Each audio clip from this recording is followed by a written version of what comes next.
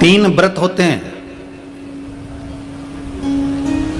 तीन व्रत सर्वश्रेष्ठ माने गए हैं। पहला व्रत जिसमें आप कुछ मत खाओ, जैसे आप लोग करते हो, फलाहार खाते हो, फल खाते हो, कुछ नहीं खाते, ये भी व्रत है। सोमवार, मंगलवार, गुरुवार पशुपति व्रत, चतुर्थी का व्रत, पंचमी का व्रत, छठ का व्रत, सप्तमी का व्रत, तीज का व्रत, अष्टमी का व्रत, नवमी का व्रत, एकादशी का व्रत, द्वादशी का व्रत, प्रदोष का व्रत, त्रयोदशी का व्रत, शिवरात्रि का व्रत, ये सारे व्रत है जिसमें तुम खाते नहीं हो, भोजन नहीं करते, या फलाहार करते हो, या एक समय खाते हो, ये व्रत है। तीन व्रत मूल हैं, उसमें एक व्रत है जिसमें तुम भोजन नहीं करते। दूसरा व्रत, जिस व्रत में आप किसी प्यासे को पानी पिला रहे हो, भूखे को भोजन करा रहे हो, किसी की जिंदगी में कष्ट चल रहा है और उसके कष्ट को समाप्त करने का प्रयास कर रहे हो, यह भी दूसरे नंबर का व्रत है। यह भी व्रत है। और तीसरे नंबर का व्रत, तीसरे नंबर का व्रत है किसी के चेहरे पर आपके कारण स्माइल आ जाए, प्रसन्नता आ जाए, आपके कारण किसी के चेहरे पर प्रसन्नता दिखे तो समझ लो ये भी व्रत है। जरूरी नहीं कि भूखे रहोगे तो व्रत कहलाएगा, जरूरी नहीं कि कुछ नहीं खाओगे तो व्रत कहलाएगा। व्रत की मूलता यह कहती है कि आप किसी के चेहरे पर प्रसन्नता ला दिए, वो भी व्रत है। आप किसी की दवाई का खर्चा उठा लिए, वो भी व्रत है। आप किसी पढ़ने वाले बच्चे के पास में पैसा नहीं, आपने उसका खर्चा उठा लिया, वो भी व्रत है, वो भी व्रत है।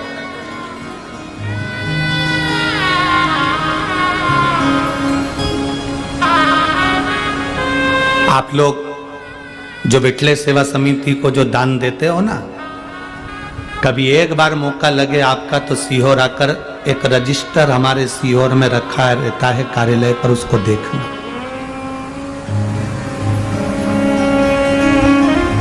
उस रजिस्टर में जो बच्चे पढ़ने वाले होशियार रहते हैं और उनके माँ बाप के पास में पढ़ने का, पढ़ाई कराने का पैसा नहीं रहता, तो उनके स्कूल की फीस, महाराष्ट्र के भी कम से कम 35 से 40 बच्चे हैं, ऐसे हर प्रदेश के थोड़े थोड़े बच्चे लिए हैं। महाराष्ट्र के भी 35 से 40 बच्चे हैं जिनकी फीस विठले सेवा समिति आप जो दान करते हो उससे जमा करती है। जो बच्चे पढ़ने में होशियार हैं, पैसा नहीं उनके पास में, खबर करते हैं, फिर हमारी समिति का व्यक्ति वहां पर जाता है, उस नगर के लोगों से सूचना मांगते हैं कि ये बच्चा, उसकी आईडी और उस स्कूल का पता निकालते हैं, फिर स्कूल वालों से संपर्क करते हैं कि दीन दशा कैसी है, क्या स्थिति है, पढ़ने में कैसा है, फिर उसका समिति उसकी एजुकेशन करा देती है। आप केवल दान ये सोचकर नहीं करते कि हमने मंदिर का दान किया, गौशाला का दान किया, हमने इसका नहीं, आपके दान का एक अंश कोई अगर पढ़ रहा है, कोई विद्या अध्ययन कर रहा है, उसमें भी लग रहा है।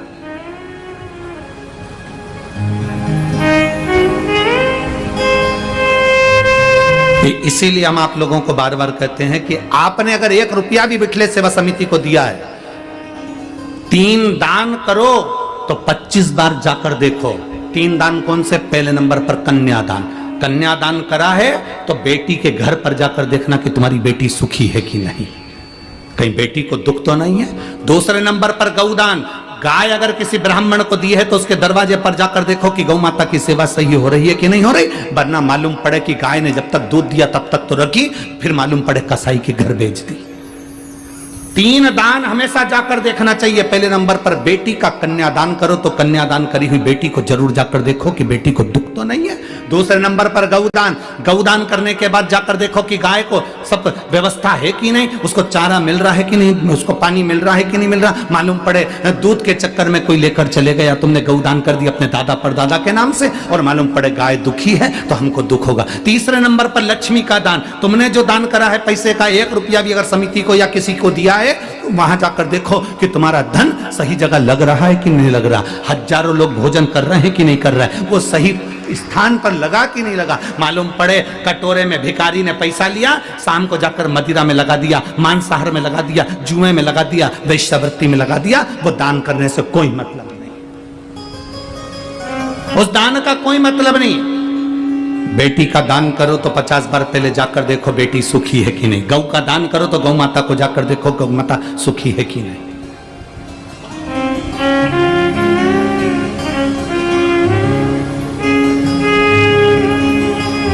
करो।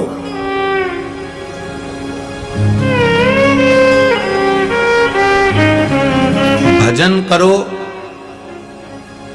स्मरण करो, श्री शिवाय नमस्तुभ्यम जपो, या एक लोटा जल महादेव को चढ़ाओ।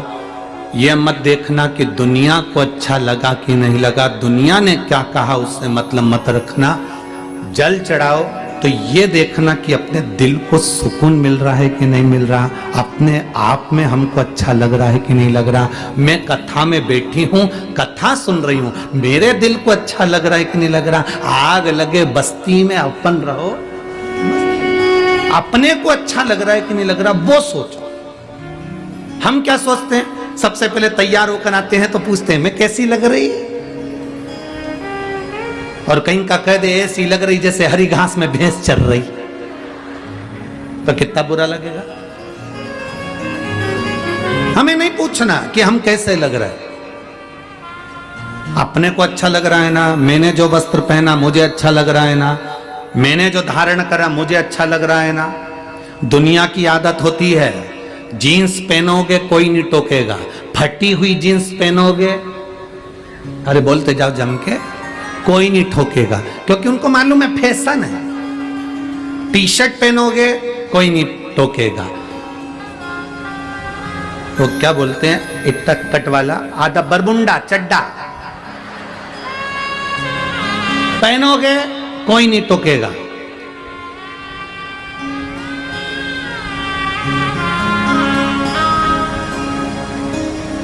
मुंह पे चाहे तुम कितना भी क्रीम पाउडर लगा लो, बोलते जाओ जम के, कोई नहीं टोकेगा। शॉपिंग मॉल में कितना घूम लो कोई नहीं टोकेगा, पर एक दिन अगर तुमने धोती और कुर्ता और सिर पे चंदन गले में रुद्राक्ष पहन लिया तो टोकेंगे, टोकेंगे। एक दिन तुमने अगर धोती कुर्ता पहना, सिर पे चंदन लगाया, गले में रुद्राक्ष की माला, तुलसी की माला, कंठी पहनी, तो लोग टोकना चालू कर देंगे, भगत जी, बाबा जी, महाराज जी।